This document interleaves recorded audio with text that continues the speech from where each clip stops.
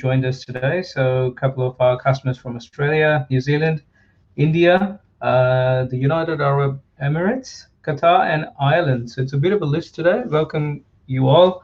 For all existing Kiri Align users, welcome and thank you for using the system. And for everyone who's checking out the system for the first time and hearing us for the first time, welcome and hope you have, you find good investment of your time. Just a couple of things about the housekeeping here, guys. Send your questions in the chat window. So on your webinar screen, you should have a chat window which is just to your bottom left. And if you have any questions, keep adding them there, and we'll try and find opportunity to address them at some point during the webinar. Now, before we get started into the actual topic, maybe I'll take a quick few minutes to introduce new features that we released in July 2020. So, look, July 2020 has really been the month for existing customers for us, because what we've done is we've really gone into the roots of some of the functionality in the system.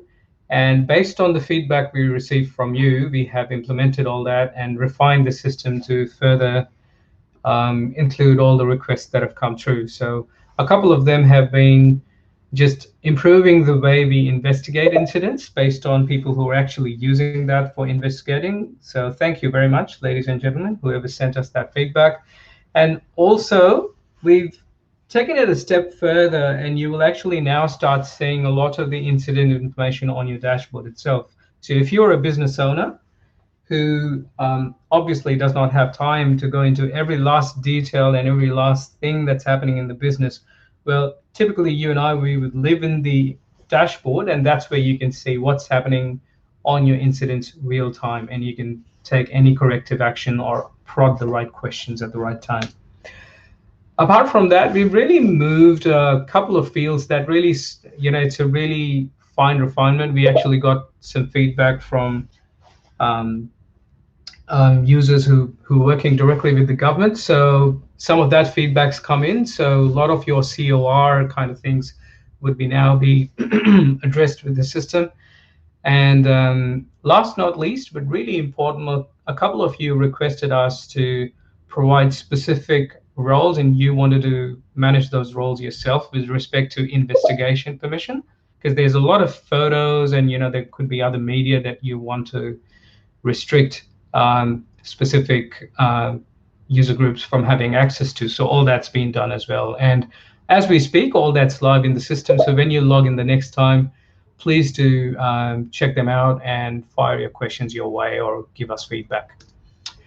Now, getting into this topic of today, as you know, and for everyone who's joined in new, guys, what we do is we pick up a topic of industrial concern every month, and we go into the depths of it, the details of it with regards to what's happening in Australia and New Zealand, and any other feedback that we get from customers from the other parts of the world, we include that as well.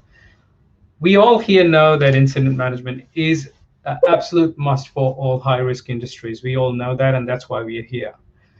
What is important, though, is that incident management cannot be treated as just a standalone thing. You can't, when the truck tips over, that's not when we want to add an incident. Well, we want to implement an incident management framework which is proactively looking at identifying hazards, any near misses that have happened in the business, and then, God forbid, if there are incidents, they are recorded, investigated, actions identified, and assigned to the right people before they're closed.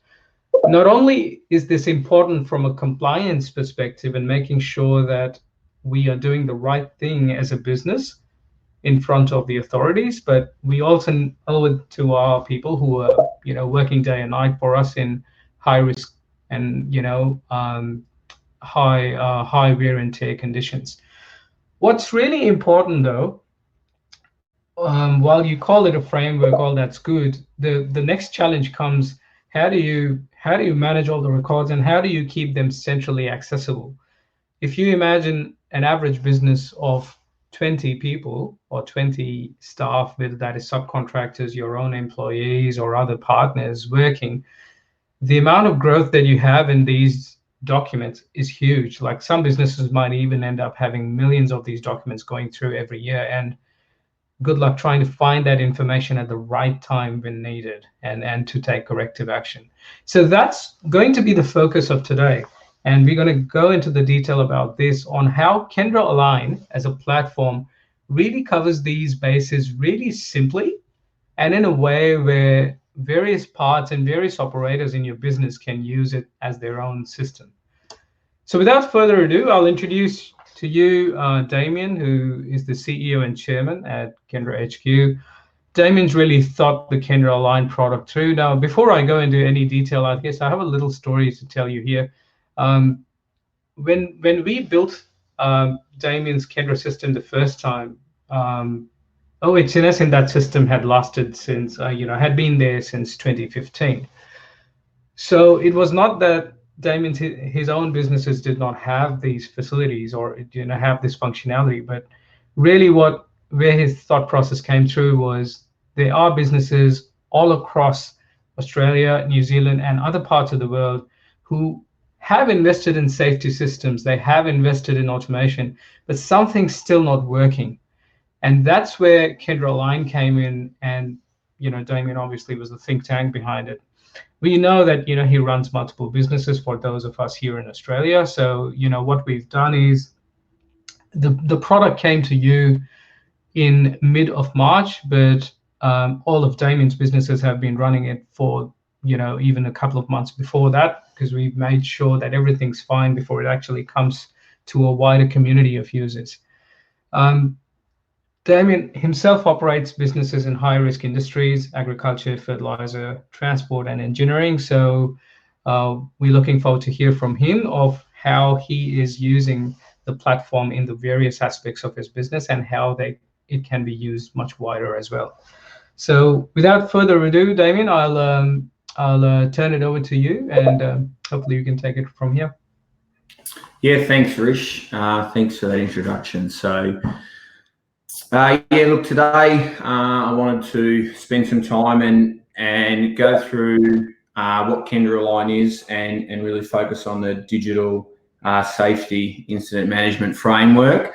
And as per normal, a lot of our webinars each month is we try to just go through some of the new features that may have been released, and also we're tending to finding each month that we get a lot of new first-time joinees, so try to take the first 10 minutes to just really understand the basic flow of the system and how it works, and then we can drive into incident management and the importance of the incident management framework. So apologies for any of the people who have seen this a few times already, but a couple of new joinees that I think would appreciate just to understanding the general flow of the system. So, as you're aware, Kiri Align is what was what we've produced as a safety and compliance platform, with the idea that any safety compliance related tasks should be managed and can be managed within cloud-based system. So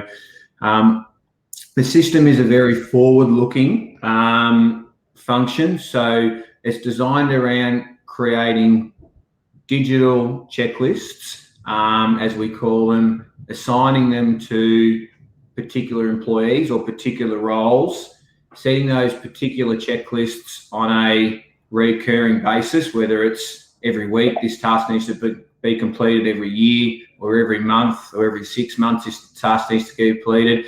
And the system obviously alerts the appropriate users that management's asked for this form to be completed, and that's what you should be doing. So the functionality of the system is quite simple and user-friendly, and any feedback we get, we try to implement as quickly as we can to make sure everyone's happy with the progress of the platform. So the idea is that you can come in here and create a new induction. In this instance, the system has capability of maintaining all your inductions, all your procedures, all your JSAs, all your job safety analyses, which we went into in quite a lot of detail last webinar around the functionality and the importance of maintaining JSAs. And I think you can go back and look at that if you need to. All your pre-starts can be managed. any of your service sheets or service checks, all your company policies can be maintained, any training, so any training documents or training videos, all your training logs. So you've really got this one-stop spot. I think we talked about it in detail on the first couple of webinars, is whenever we have an incident, at any of our sites or any of our customers' sites, WorkSafe arrive, if you live in Victoria, they always ask, has the driver been inducted in the vehicle? Has he completed his operating procedure on the vehicle? Did he do some sort of check to know whether the job was safe to do? Is the truck, in this instance, in good condition? And the answer needs to be yes, yes, yes, yes to all of those. And then the next question they always ask is, where's the proof? So the idea at Kiri Align is to be able to have a house where you can put all your documents in, you can assign them to the particular people you want them assigned to. When they complete it, it's always sitting there in your record, so you don't need to worry about losing that information. So training, auditing, there's compliance, which we went through, competencies, non-compliance, document storage, a lot of reporting. But the basis is very much around creating a checklist, assigning it to the appropriate employee or role, and they are undertaking that. So rather than click add, you can just always pull up a historic one.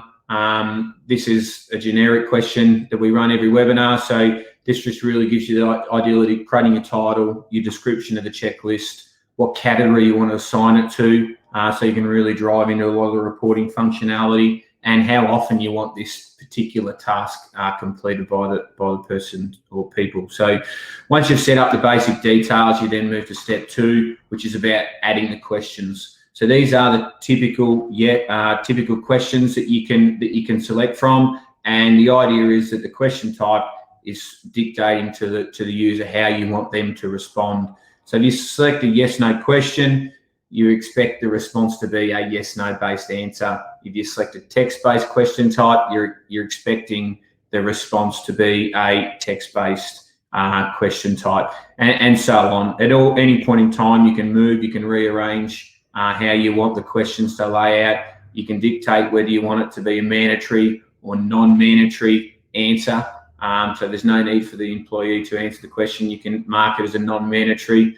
So there's just a range of different question types, and there's a lot of videos that really go into that further. You've got the ability to upload videos, multiple choice we brought in the last month, and also time. So the next step after that is acknowledgement. So this is where you can really select how you want the employee or the person undertaking the checklist to acknowledge that they've actually done it. So in this instance here, at any point in time, you can click preview. We're asking them to acknowledge with the signature, being that one there. Step 4 is your assignment. So this is where you can then assign it to a particular employee or a particular role or roles. So you can select more roles. And the last one being the assessor function that we went through in detail in previous webinars, being around anyone who's completed a checklist. If you've assigned this to an assessor, like this one has, then they also can then sign them off on that completed checklist. So the idea is you can come in, create it. There's a lot of functionality around copying it and viewing it, sending it to people, editing it. Obviously, you can view at the PDF, which we went through last time, which is looking at the actual checklist that's been created in a blank version. So if you know you're going to somewhere where there's not the ability for digital undertaking, you can simply come in here, print it off, and they can manually do it. So that's all there. Once again, inductions, procedures, pre-starts, service checks. It's a very similar flow. It's just trying to give you some sort of sorting, filing cabinet style system, so you one spot stop to look. And then really the main feature is around this undertake function. So the idea is that when you first log in the morning, it gives you a list of everything that needs to be done that's due, whether it's on a daily reoccurrence or on a weekly reoccurrence. So if we pick up this demo question one here, we can just undertake that, and we can quickly come in here. This is pre-answered. You can answer the question. So do you feel safe? Yes or no. You can answer with a text, answer with a date, answer with a number, no. You can upload photos and evidence. So There's a lot of usability. There's inputted videos, and then obviously the signature, and you can submit that document. It just simply moves to your completed status, and away you go from there. So truck cleanliness, I think we went through this one. So this is just another one. So you can come in here, quickly answer the question, select your asset from a list if you selected equipment, answer the JSA, gives you a risk score, or in this instance, a cleanliness score. You can provide photos and evidence if you need, and then it's just a matter of signing the document, and it's moved. So that's the whole process. Obviously, coming into your dashboard, all of that information now can really flow through, where you can see everything that's been done, in a particular day and time. So we're trying to just give as much usability as what we can from there. I think too, something that we haven't touched on in previous webinars is just really our new help section. So we're putting a lot of time into this, because as we're getting a lot of businesses coming on board, we're getting a lot of great questions about how do we do this and how do we do that. So we built in this help tour, where you can really try to come in here and really understand what all the functionality that there is. So you could come in here and select, we'll just go for incident management for now. So the idea is it's trying to help educate new users around the functionality, around how it all works, and what the process is. So so certainly any feedback on that is more than welcome, and we can go through that through today as well. So that was a great thing. I think there's also a very large help section there, which takes you through our website, which has, once again, even more information to help first-time users understand what the system does. So today we really want to look at incident management, and sort of understanding what an incident management framework is, and how Kiri Align has dealt with that and provided what we feel a very unique way of approaching that requirement at a legislative and businesses needs. So incident management, which is dealt with in Kiri Align. I think one thing before we get into the actual how-to of the function is to really, I suppose, understand the requirement and the what we feel is required within the business to get the most value out of an incident management framework. And I think one thing to be critical upon is that the first step is to really establish a receptive and vocal culture around safety within the workplace. There's not much point management putting in some sort of system or a digital system at that to then to not allow employees to voice their opinions, especially when it comes to safety concerns or safety hazards.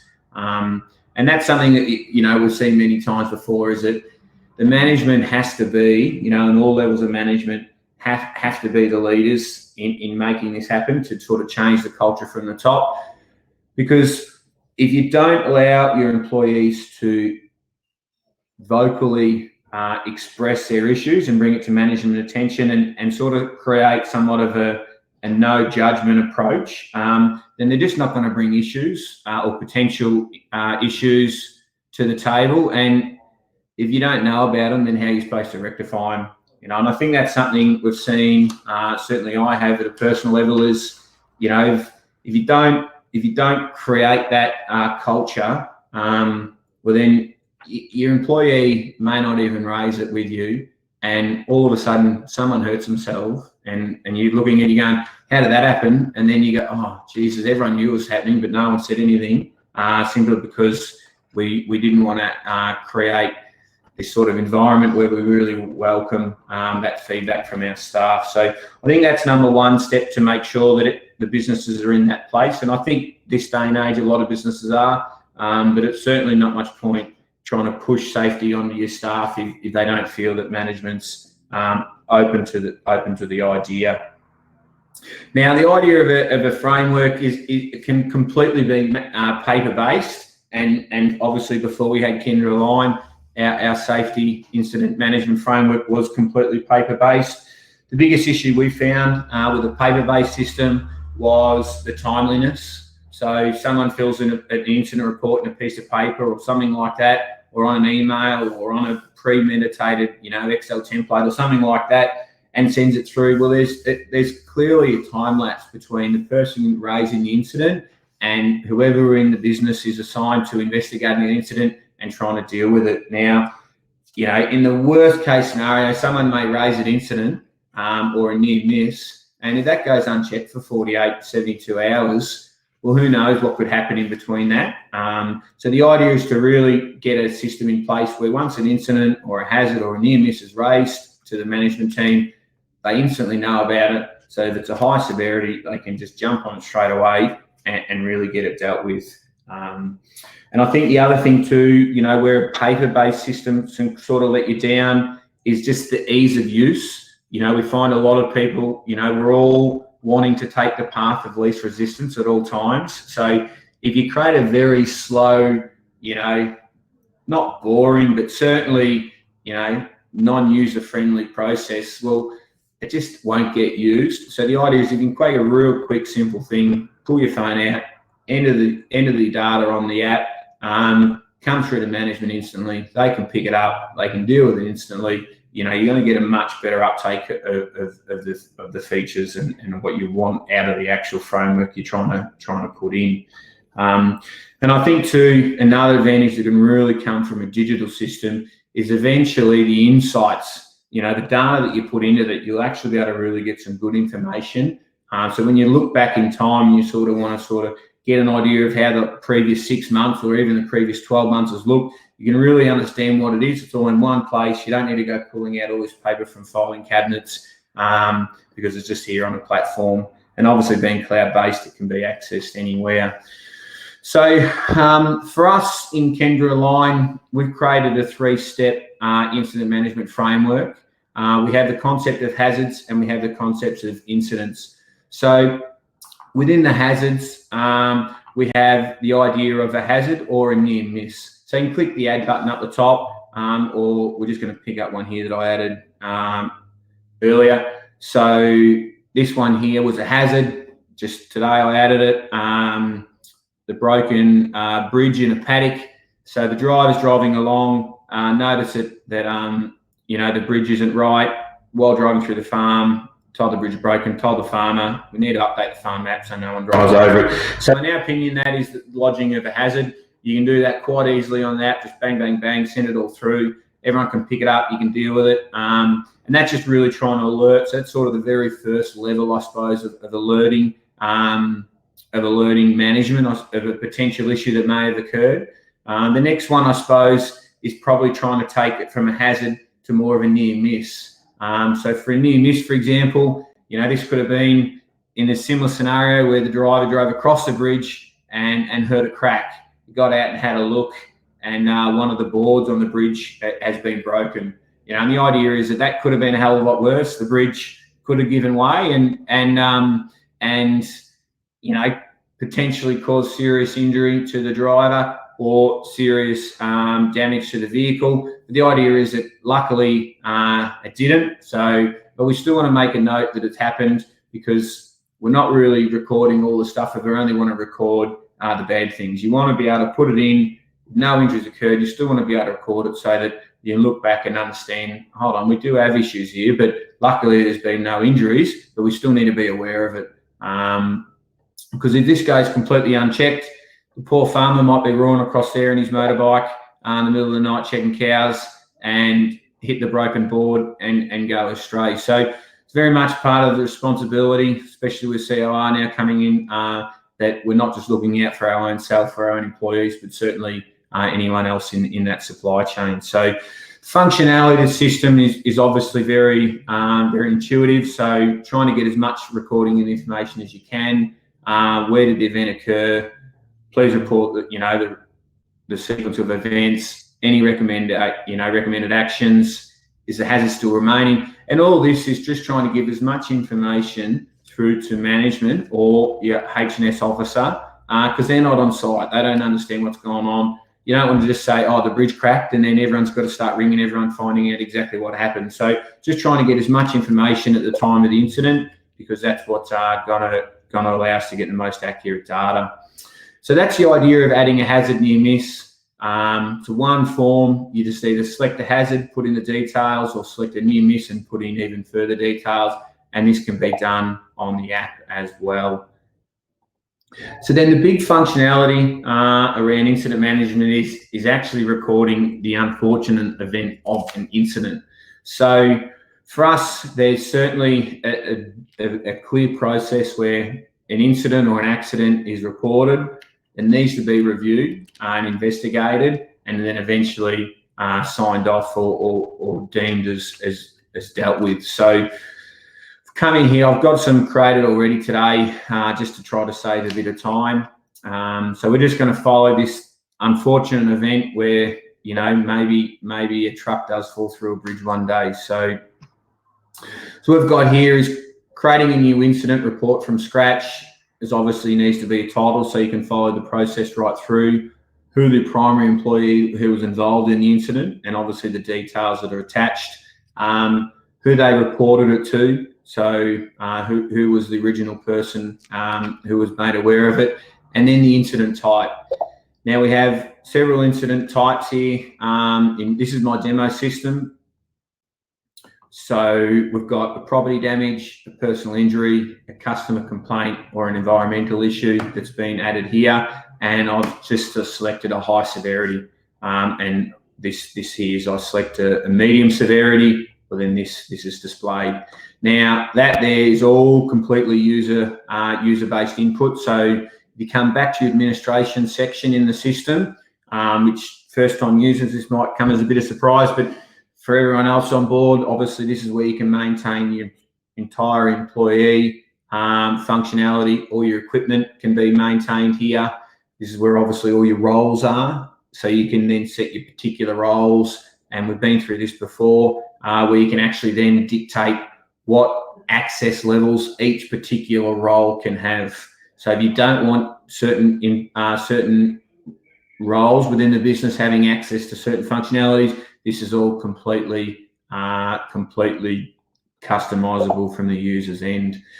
So then we have this system configuration section. So under here is where you can maintain all the drop-down functionality within the platform. So the incident location, you can come in here. I've gone and set in just an on-road. So when you report an incident, you're trying to get as much information out of the person creating an incident as you can.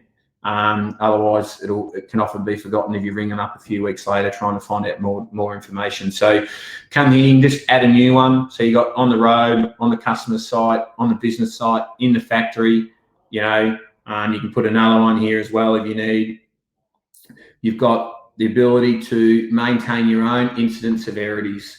So my system here, my demo system, I've just put in low, medium, high, and highest. So you can put completely configurable what you want to call your severity. The idea is that you set your severity, they're all custom, you just put it in, and then you can put the description. So just trying to give that bit more information to your users that, hold on, if you're going to select this as a high severity incident, it needs to fit this requirement. So in my particular case, you know, I'm saying, well, if an off-site first aid treatment was given, or you know, there was damage up to the value of $25,000, or whatever else you want to put in here. Anything you type in there will appear, and you can actually then set the style of icon as well that you want to give to that particular severity, and that flows through the dashboard, so we can have a look at that there. And then obviously you have incident type as well. So this is where you can come and add your own. So personal injury, property damage, customer complaint, an environmental issue. You can come in here, add another one. There's no limit to any of this sort of stuff. So you can really come in here and understand a lot of that. And then that all feeds through to your dashboard once again. So, you know, truck fall through the bridge, that little icon appears, that's a high severity, and it's based on a property damage. You know, maintenance manager cut off the finger. This is all dummy data, might I add. High severity, and it's a personal injury. So just trying to give the idea when something pops up in your dashboard, you straight away understand, oh, yeah, it's just a low thing. So if we go back to our incidents, and we've got this truck fall through the bridge. So we pick that back up again. This is where we've got our property damage. So we might be property damage and also a personal injury. If there's the ability to have multiple, we can still say it's a high severity. We might say it's a medium severity. And the description that you want your employee to fill in is driving across a bridge on the farm. You let go and I dropped into the creek. There's no real damage to the truck, but the bridge is stuffed, which is quite often what we hear from our staff. You can select the location, customer site, the address, the detail, the incident date and the incident time, and any immediate response that was given. Now, the reason a lot of these answers are drop-down based rather than open text fields is really just back to that ease of use. You want to be able to just create an incident, enter the data within a couple of minutes and get about your job. If you make it too long or too cumbersome, then the employees are just more than likely just to not tell you what's going on, and then you don't even know that these things happen. So the other big advantage of having a lot of this data, having from a drop-down selection rather than open text field, is it allows for an unbelievable amount of reporting. So if you conduct, for example, in a large industry, maybe 1,000 incidents for the course of the year, at the end of the year, you can simply run a report and show, of these 1,000 incidents, how many were property damage? How many were personal injury? So you can start to get some insights of that. How many were based on a medium severity level or a high severity level?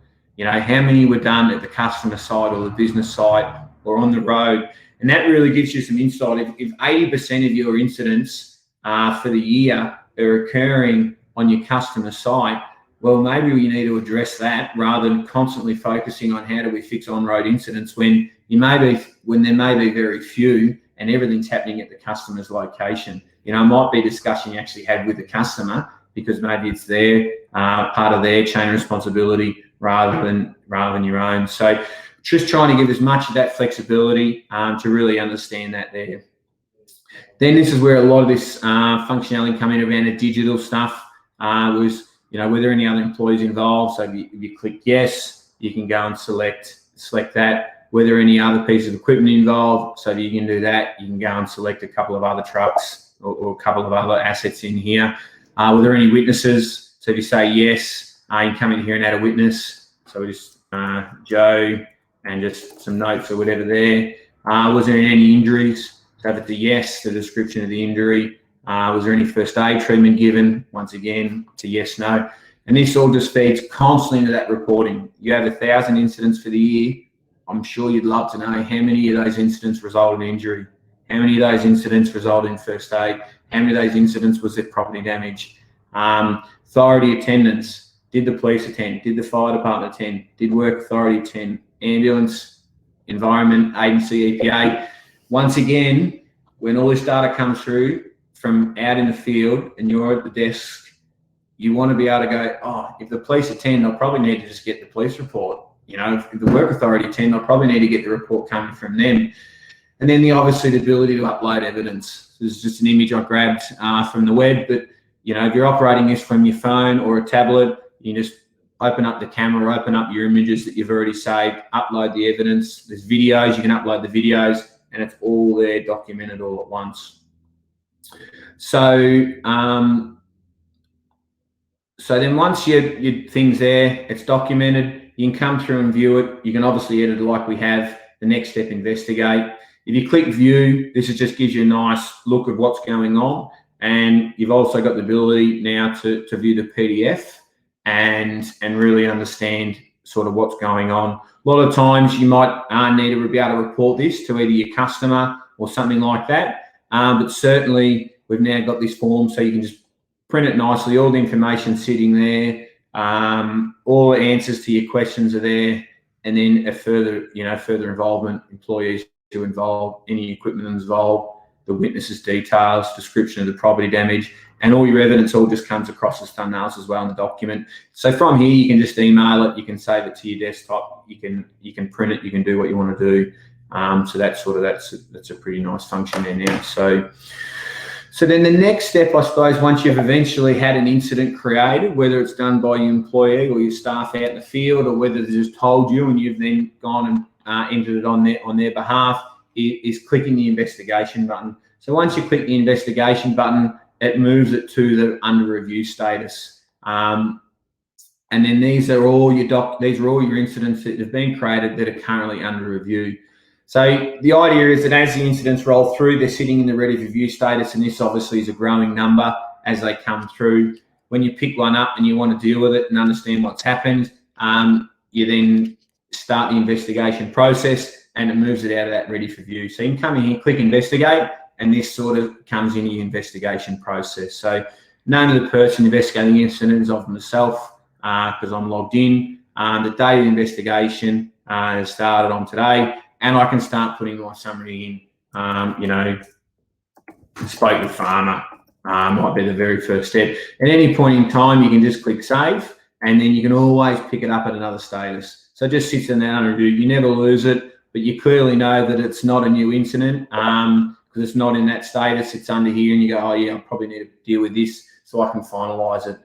So you click your back of the investigation, you come back into it. Spoke with farmer, all good, new, it was old, something like that.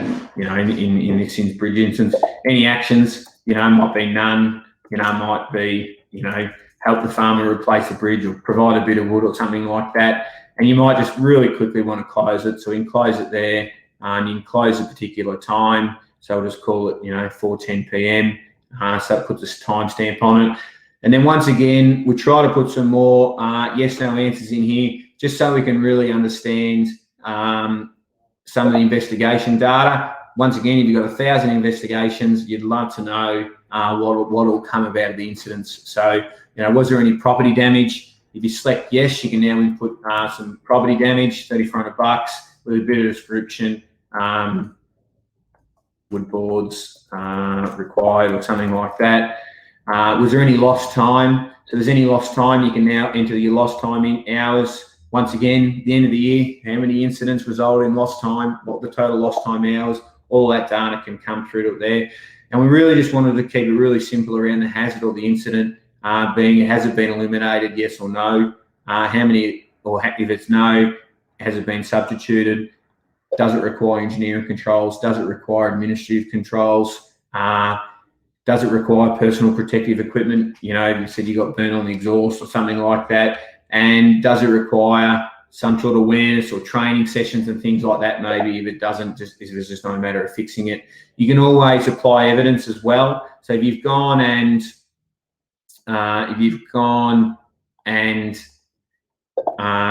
created a very elaborate full investigation report, either in a Word document or a PDF, or you want to apply the police report or the fire department's report or some sort of certificate, of compliance from the EPA, you can just upload all that evidence, so it's never lost. It's always going to sit here, and it's always there, and then it's just a matter of signing it off. Once it's signed off, it just moves to the completed status, so it's dealt with, and you can hopefully move on if there's no significant aftermath. So at any point in time, you can always come back. You can look at all the incident details, all the investigation details, and any point in time, you can just view the PDF if you ever need to print a nice version of it and send it to the appropriate people. So the idea is just trying to have that one location where all this information can be added in. We've got a few in here, just dummy ones, roll card in the paddock. So once again, you can understand the fault that's come through there, what's happened to it all, any photos that have been provided from the operator out in the field, and the data's just never lost. So there's a lot of reporting to come and a lot of insights to come on this function that we're really excited about bringing on. So I think maybe that's the next webinar or future webinars. We're going to really drive into the reporting capabilities of Kiri Align and what it can do. But it's really just trying to give you that functionality to just see everything on the fly, how it's all popping up. You can deal with it. You can understand what's going on. You can always click on it, see what's going on. Has it been investigated? Oh yeah, it has. So for myself, certainly as a business owner that isn't involved incredibly in day-to-day operations, I can now know that I've got some sort of platform anywhere I am. I can quickly log in, understand what's going on, and make sure that the staff are doing what they should be doing. And certainly is resonating well within our employees, that they know any matter they put on their phone gets picked up really quickly and gets dealt with. And you know that we are taking a proactive approach to really trying to maintain a nice, safe environment for our staff. So really, that's sort of the functionality, I suppose, of the incident management framework. Certainly happy to take any questions and provide any more feedback if required. Hand it over to you, Rish. Yeah, sure, Damien. Can everyone see my screen? Damien, can you see my screen? Yes. Yeah. Just having a bit of technology trouble today. It's always a day for that. But yeah, Damien, we had a couple of questions come in. So the first question was around the compatibility of Kiri Align with standards like the ICAM model for incident, causal analysis and management. And so the team just responded with our compatibility. So obviously, for the benefit of everyone as well, look, Kiri Align was built on the foundations of ICAM, and we, based on the feedback we've received from you, that was expanded to include ISO 9001 and 27001 requirements as well. So what you might find is we always welcome you to send your incident templates to us, so we can make sure that anything that you need to critically capture and report on is in there. So one of our customers has just pointed out that they'd be doing that. That's fantastic. Anyone else who wants to jump on that bandwagon, please feel free. I've provided my personal email ID in the chat, so maybe just send us whatever you need in terms of fields or any functionality. We can always take care of that. Would you have anything else to add on that, Damien? No, that's fine. Yeah, we're more than happy. Like I said, the more feedback we get, the better we can make the system for everyone, and the more user-friendly we can make it for everyone. Yeah. Thanks, Damien. Then we had a question around it was pretty rightly pointed out that a lot of large companies already have predefined incident management templates, or they might be using production systems or ERP systems that define their own templates. So what would be, Kiri Align's ability to interface with such systems, and whether it has the capability and how much effort there is. So we've just pointed out that based on specific business requirements, what we've done actually before that, what we've done is we've really gone into the depth of a lot of these systems. So you might find that a lot of corporate systems, whatever they capture, Kiri Align does that and more. You might find that, and we're happy to be challenged and corrected on that. The idea is, like Damien said, to keep improving. But if you have a mission critical operations management system or a big ERP system that you have implemented across multiple plants or multiple countries, that's obviously a lot of complexity. And based on the size of your business, we have a team of integration architects who full-time just focus on what is the right solution if a customer has to integrate Kiri Align with their larger platform. So feel free to reach out to us. You can reach out to me directly on my email ID, and we can have a bit of a chat on that. But what we would highly recommend to you is get started with Kiri Align. What you might realize is, and it's free to start, guys, we'll come to the next step soon enough, but it is free to start. So you can sign up today and you will get a system and start using it. It's just there. And very soon you will then come to know of, if there are any legitimate gaps, and we'd be here to take care of you on that. Yeah. And the last question, Damien, really was around the YouTube channel. So there was a question around how quickly can we upload this to a YouTube channel so it can be shared wider with company staff. So for everyone's information, guys, we have a YouTube channel as well. You can just go to YouTube, type Kiri Align, you'll see us pop up, and all the previous webinars and this current webinar would also go in there. So probably in the next few hours, I would give it about 12 hours, so that our backend team can work on all that, and then you can freely distribute it to whoever you like. And if you need us to specifically send it to you, maybe in the chat window, just provide us your email IDs. I have the email IDs of a couple of people, but if you did need it to be sent to specific IDs, just let us know there and we'll take care of that. So that was around questions, Damien. We do have a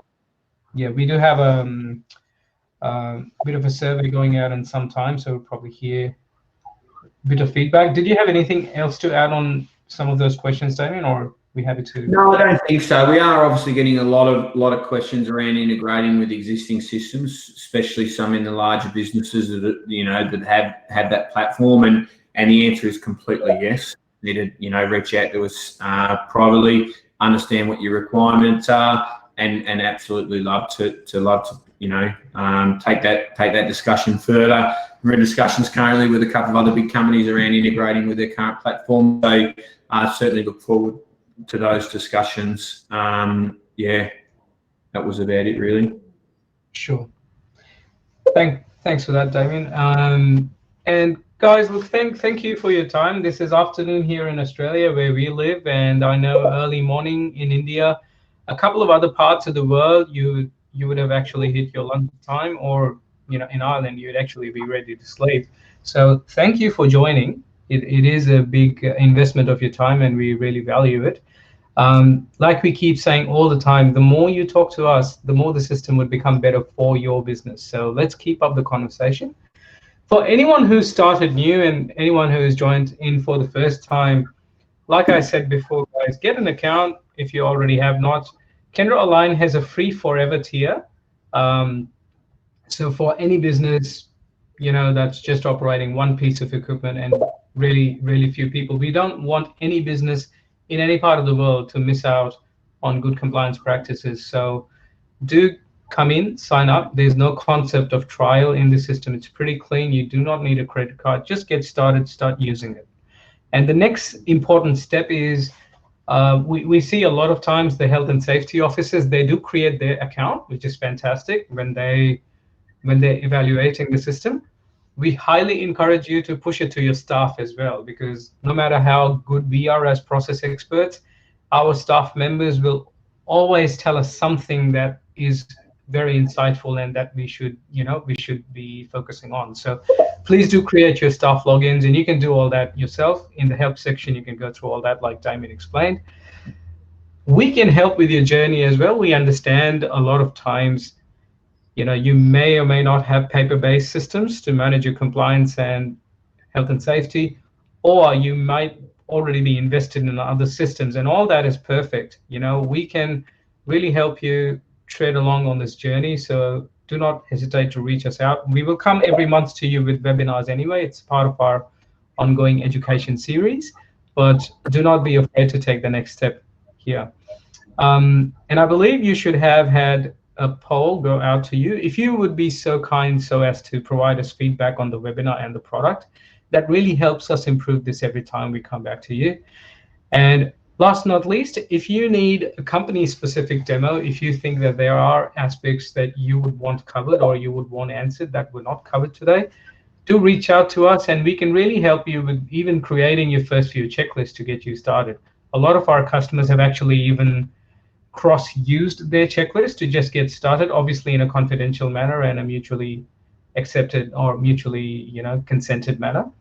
But there's ways and means where you can really get very easily started, and we'd really want you to be on the next step of the journey where you can tell us what to improve on the system and make it better for the whole community, not just for your business.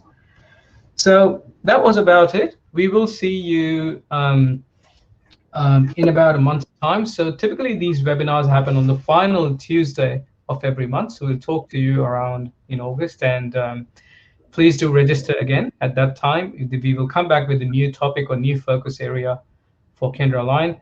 And just sorry, just connecting back with you, Damien. There, would you say that we would have just about covered 15% of Kiri Align? Is that a fair assessment? Hopefully we can get our online help functionality up so we can sort of fast track and onboard our customers quicker as they keep pouring in. So, but yeah, certainly the intention is to really just use this as a platform to reach as many people as we can, and give them how to use the stories on the functionality of Kiri Align.